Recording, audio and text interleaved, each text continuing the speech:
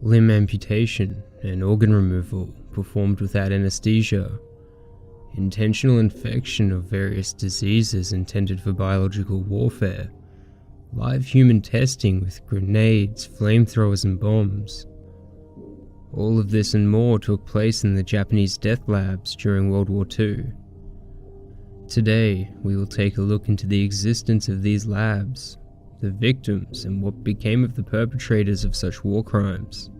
On the 8th of August, 1945, 2 days after the United States dropped the first nuclear bomb on Hiroshima, the Soviets prepared to liberate Manchuria from Japanese occupation. As Russian troops moved further into Manchuria, they began to notice secret buildings leveled to the ground by retreating Japanese forces. This pattern would continue in cities across Manchuria. The Japanese would retreat, obliterate certain buildings while leaving others untouched. In some instances, these buildings were too big to quickly destroy and were just left to be discovered. Such actions were typically normal and expected in war, but what they left behind was anything but. On the outskirts of Hala, soldiers would uncover a shallow mass grave containing approximately 10,000 Chinese and Mongolian men, women and children. It was reported some bodies were still warm, leaving those discovering them to believe they had been killed quickly as part of the Japanese retreat. The ruins of these labs were said to have swarmed with tens of thousands of rodents, but rodents weren't the only animals found. It wasn't just rats. Rabbits, guinea pigs, huge herds of cattle and livestock were found nearby these facilities. Other small animals such as rabbits and guinea pigs were found in huge numbers. Herds of sick cattle, sheep, goats and other livestock, as well as hundreds of monkeys, were just left to wander the facility's ruins. Buried amongst the ruins of these facilities, thousands of animal and human bones and pieces of clothing were found. When Soviets would question Chinese locals on the reason for these camps, they were told these areas were off limits. Of course, they believed horrible things were happening behind the fortified walls protecting the camps, but tangible information was sparse. Some knew the names of Japanese units in charge of these posts, and listed Unit 731, Unit 100, Unit A 1644, Unit 565, and Unit 26464 as major components in a network of special army teams. When you think of the evil that had taken place during World War II, names such as Adolf Hitler, Joseph Mengele, and Heinrich Himmler come to mind, but not many would think of Japanese microbiologist Ishii Shiro, one of the men responsible for the creation of the Japanese death labs. Ishii Shiro, born on June 25, 1892, was born into one of the wealthy families in the Chiyoda region, 2 hours from modern-day Tokyo. In 1916, Ishii would enter Kyoto Imperial University, an institute known for its work in bacteriology. After graduating in 1920, Ishii would enlist into the Imperial Army, and by the summer of 1922, he would be transferred to the 1st Army Hospital at Tokyo. In 1925, Japan would become a signatory to the Geneva Convention, leading to the prohibition of biological and chemical warfare. As a biologist and bacteria specialist, Ishii found this encouraging for all the wrong reasons. To Ishii, this meant the use of these warfare methods must be effective if they were deemed too horrendous to be used. Feeling inspired, Ishii would push for the establishment of military branches focused on biological weapons. The cost efficiency of bacteria and gas when compared to manning and operating conventional forces would help him in convincing top officials within the Japanese Imperial Army. Ishii would propose enlisting the silent enemy in reference to bacteria and the lives it takes in warfare as the silent ally. Ishii's goal was to create biological weapons as quickly as possible and considered human experimentation to be essential in fulfilling his goal. Before operations were transferred to the infamous Unit 731, the Japanese operated out of the Zongma Fortress or Unit Togo outside of Harbin in Manchukuo. The Zongma Fortress was said to have a 3-meter high wall covered in barbed wire with electric currents running through them. A Chinese local to the region was interviewed about the fortress and had this to say: "We heard rumors of people having blood drawn in there, but we never went near the place, we were too afraid. When construction started, there were about 40 houses in our village, and a lot of people were driven out. About one person from each home was taken to work on the construction. People were gathered from villages from all around here, maybe about 1,000 people in all. The only thing we worked on were the surrounding walls and the earthen walls. The Chinese that worked on the buildings were brought in from somewhere, but we didn't know where. After everything was finished, those people were killed." Despite the walls, armed guards, and secrecy, the one thing the Japanese could not hide was the cries of agony echoing from within the fortress. Rumors would circulate around the village as to what exactly the Japanese were doing behind their walls. It is reported one curious boy decided to sneak in and find out. The next day, his body was found riddled with bullet wounds. In time, it would be revealed major blood-drawing experiments were taking place. Shackled prisoners were fed stable diets consisting of meat, fish, rice, and even at times alcohol. The Japanese did not do so out of kindness, but for the purpose of their data collection. Their subjects needed to be in a normal state of health to yield accurate results.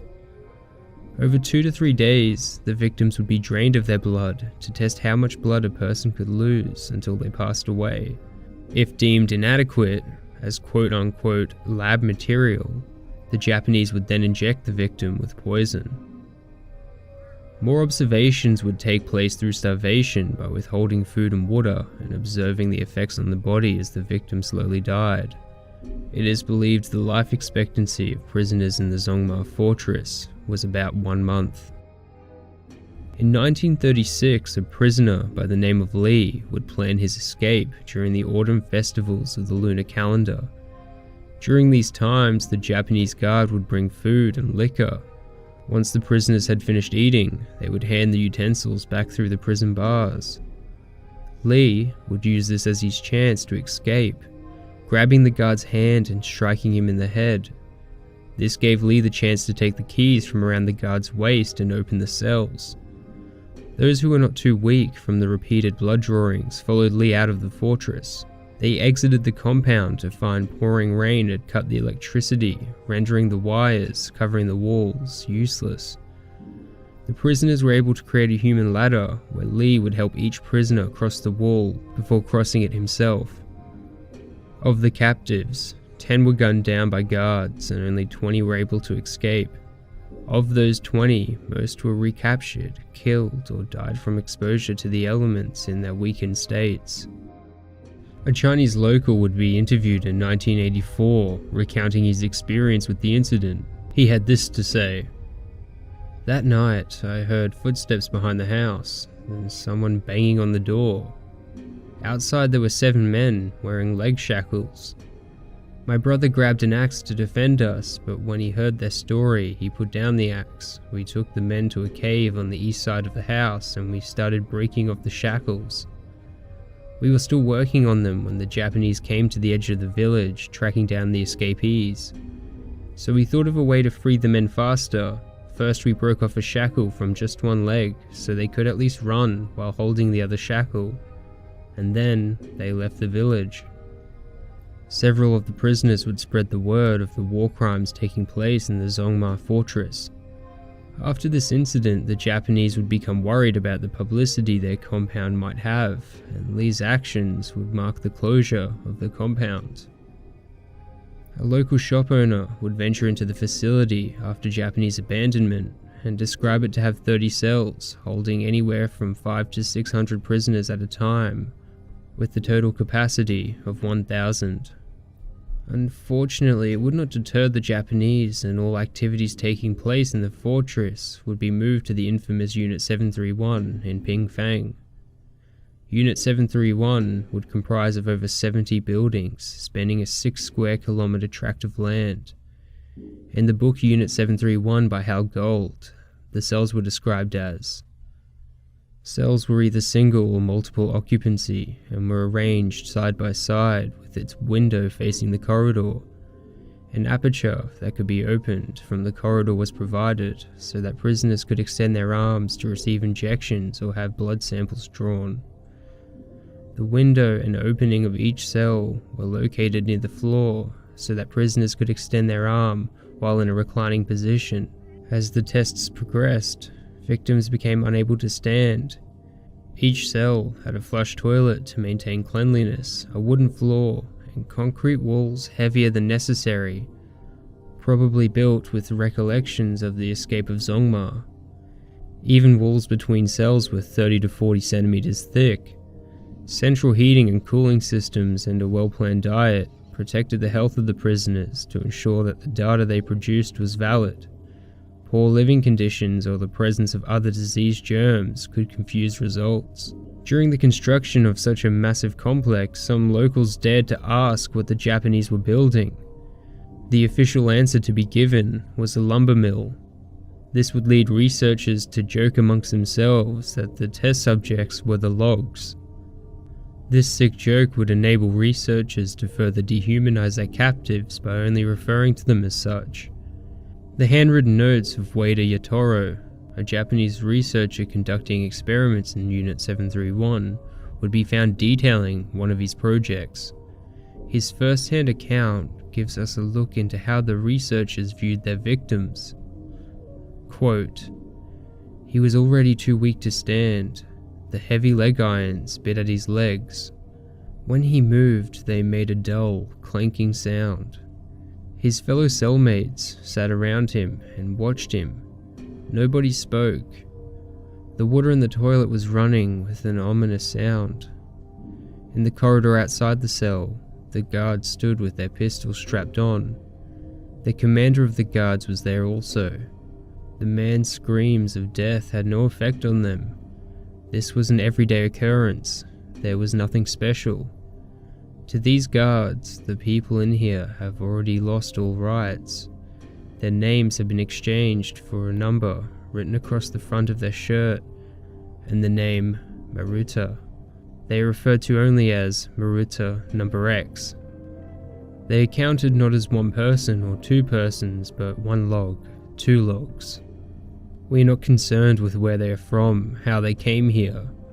The man looked like a farmer covered with grime. He was wasting away and his cheekbones protruded. His eyes glared out from the dirt and tattered cotton clothes he was wrapped in. The team leader was fully pleased with yesterday's results. We never had such a typical change in blood picture and rate of infection, and I was eagerly looking forward to see what changes would present in today's blood sample. With high hopes, I came to the number 7 cell block with armed guards at my side. The Maruta I was working on was on the verge of death. It would be disastrous if he died. Then I would not be able to get a blood sample, and we would not obtain the important results of the tests we had been working on. I called his number. No answer came.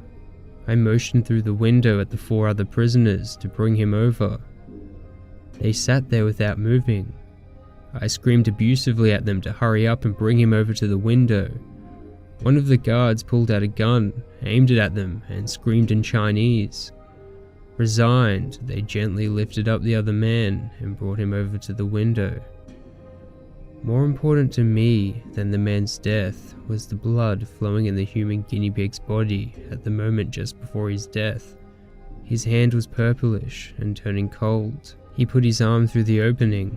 I was elated, filled with a sense of victory and holding down my inexpressible excitement, thinking forward to how the team leader would be waiting for these results.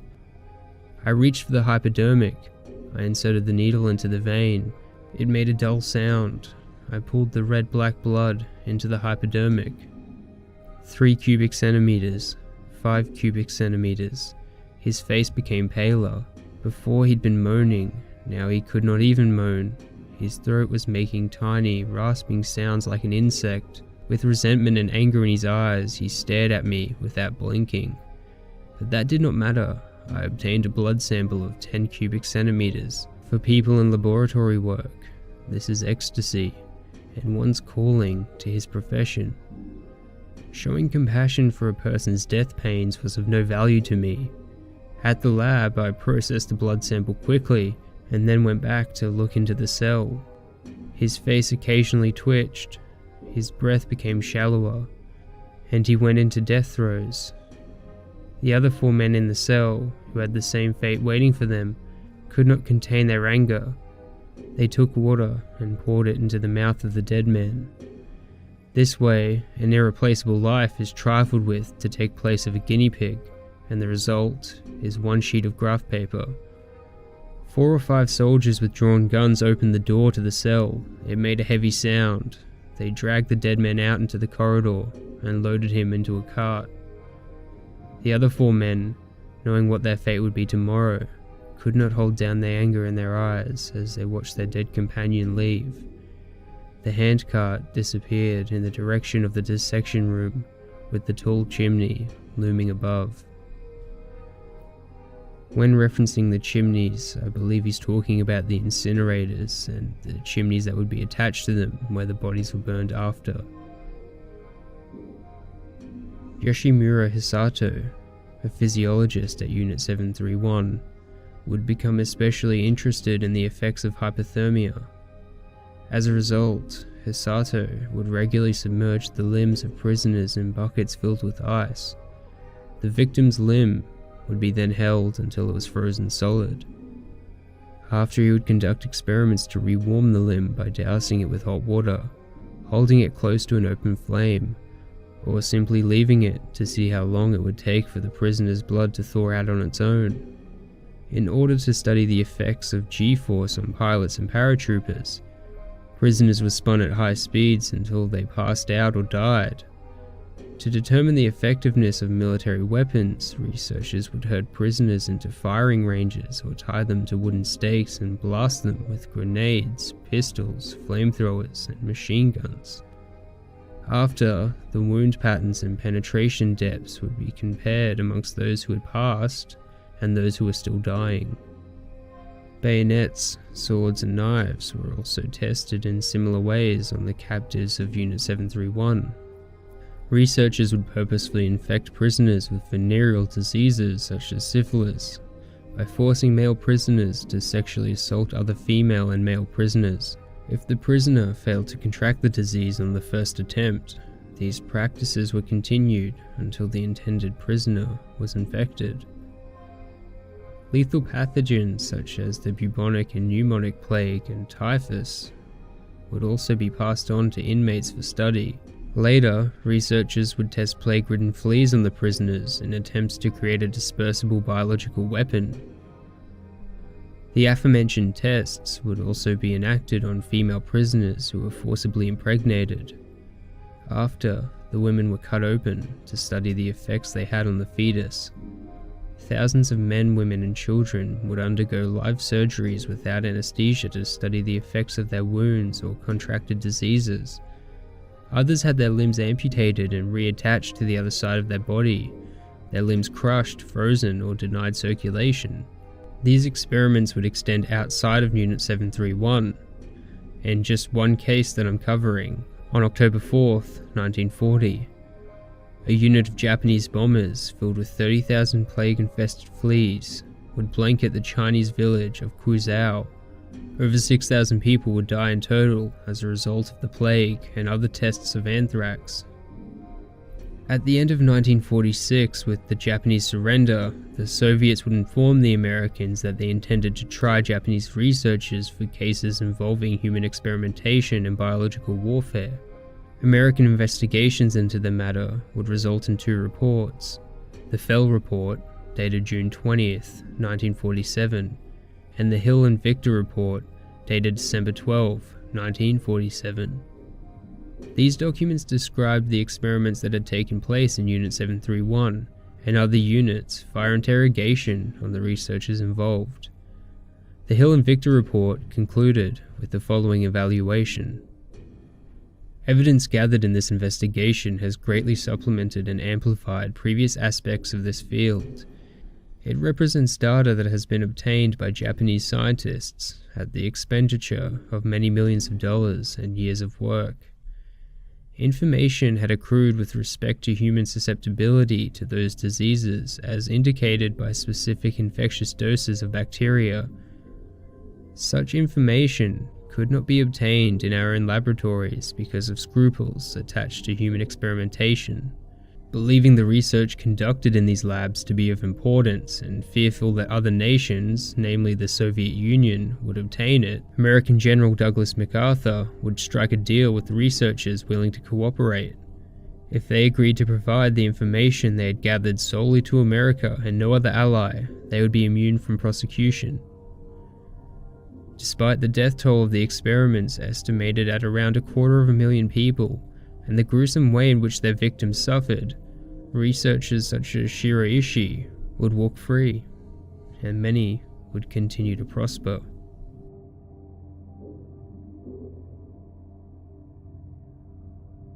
Thank you for watching. This was a bit of a heavy one, and I couldn't cover everything because the video would just be too long, but there's definitely more that happened if you'd like to find out on your own. Thank you.